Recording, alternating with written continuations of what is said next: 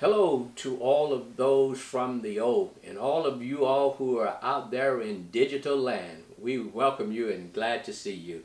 Just want to follow up a little bit on this morning's sermon. This morning's sermon was virus. First of all, virus is a series of sermons of the 7 deadly sins, which came about and constructed through theologians in the mid-century, dealing with sins that would interrupt our relationship with God. It's an attitude thing. And that's greed, lust, envy, sloth, gluttony, anger, and pride. And so we chose this morning to deal with pride from Luke 18:9 through 14. Virus, the hidden affection of the spiritual life, pride. I tried to tie in pride, but first of all, pride is the father, the grandfather, the great-granddad of all sins. It started with Eve in the garden. Pride caused her to want to be like God, to be able to tell good from bad. Nevertheless, I tied it to the act of racism that we're dealing with today. It is pride.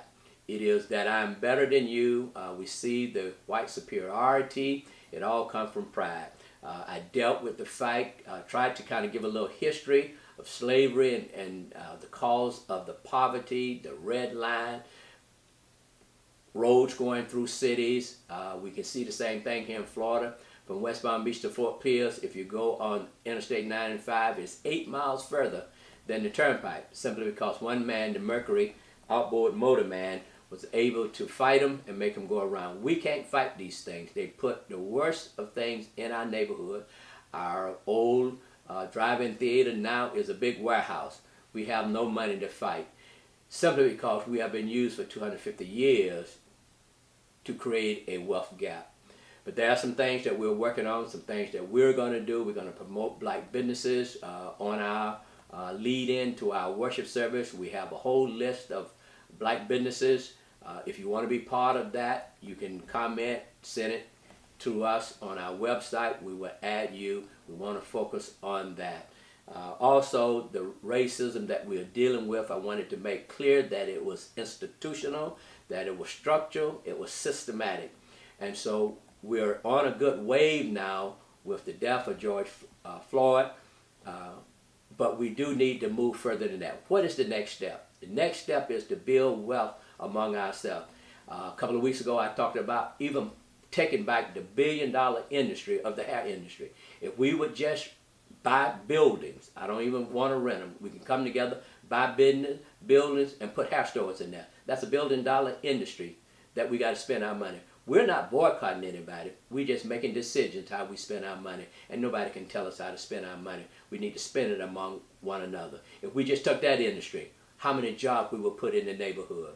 We're not being prejudiced. We're not trying to put nobody out of business. We're just trying to consolidate and keep the money in the neighborhood more than 4 hours. Again, I talked about the church and their lack of speaking up, how they were part of the systematic slavery system, how the South divided from the North. We still have the Southern Baptists. We got J.D. Greer, who's the Southern Baptist president. He does recognize the gospel address that Black Lives Matter. But we got to go further than that. We got to make the next step. And the next step is linking these churches together, because most of our evangelical white churches, like Family Church, Christ Fellowship, have hundreds of people who are business owners, hundreds of people who are supervisors on jobs, hundreds of people in position to hire people. And they go to places like Indeed rather than coming to their brothers and sisters right here in town and say, let's link together. You need jobs, we got jobs. Let's put it together. Let's hold folk accountable. That's the Christian way. And we got to stop worrying about what people are going to say. It's not saying that white Christians didn't stand up then. There was some, but the majority need to stand up.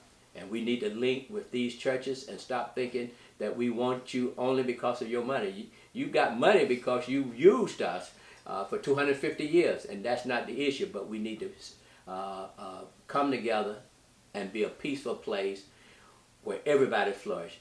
The gospel is about everyone flourishing, not just some people. We are part of an organization called Made to Flourish. If you want to know more about that, just send it to our website. We'll let you know more about that. We got to come together and work this thing together. Sin of pride causes racism, and we've seen the devastation over the last 400 years as the result of pride. And that's the best thing I could point to. Next time around, we'll have another sin. I won't tell you what that is. You'll have to get on to see. And I know you're chopping at the bits to get there, but as soon as the next week comes. Don't forget, next Sunday, Father's Day, we got a treat for you. God bless you. See you at the old Wednesday night for our new series on mental health. It affects everyone.